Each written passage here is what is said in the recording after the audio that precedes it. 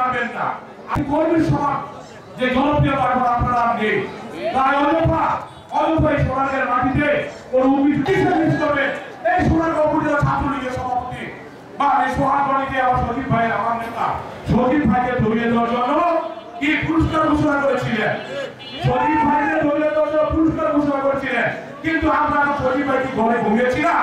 আমরা কিন্তু রাজপথে ছিলাম। আপনি তিনবার এমপি হয়েছেন, একবার মন্ত্রী ছিলেন, আর কি চান আপনি দল থেকে? আপনার হয়ে যান, আপনার লোকদের বলেন যে লিস্ট করতে, তাহলে আপনি কিসে লিস্ট করবেন? আপনি হয়তো জানেন না, এই 17 বছরে আমাদের মতো কর্মীরা একজন হীরের টুকরো হয়েছে, তাই আপনি কিসে লিস্ট করবেন?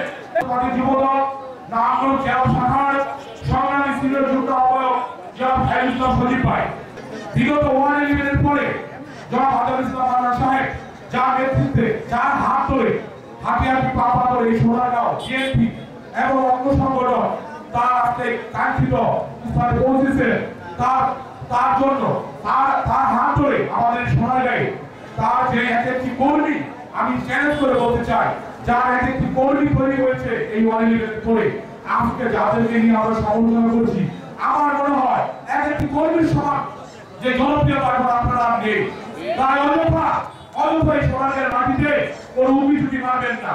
আপনাকে এই দল সম্মান দিয়েছে, আপনি তিনবার এমপি হয়েছেন, একবার মন্ত্রী ছিলেন, আর কি চান আপনি দল থেকে? আপনি কি বলতে পারবেন মুখে হাত দিয়ে যে আমাদের দেশকে দিয়ে খালেদা জিয়ার নামে যখন মামলার রায় হয়েছে, যখন জেলে ছিল, যে 1 তারিখ ওনার মুক্তির জন্য আপনি রাজপথে নেমেছেন, জানেন কি আপনি ঘরে ঘুমিয়েছিলেন? আমি ওইটা বাদ দিলাম, আপনি বলতে পারবেন নেত্রী যখন অসুস্থ ছিল, একজন ইমাম বা একজন হুজুরকে আপনি ঘরের ভিতর হলো একদিন মোনাজাত করেছেন যে আমার নেত্রী সুস্থ হওয়ার জন্য করেননি, তাহলে আপনি কোন ভুল নিয়ে আজকে সোনারগাঁয়ের মাটিতে পা রাখছেন?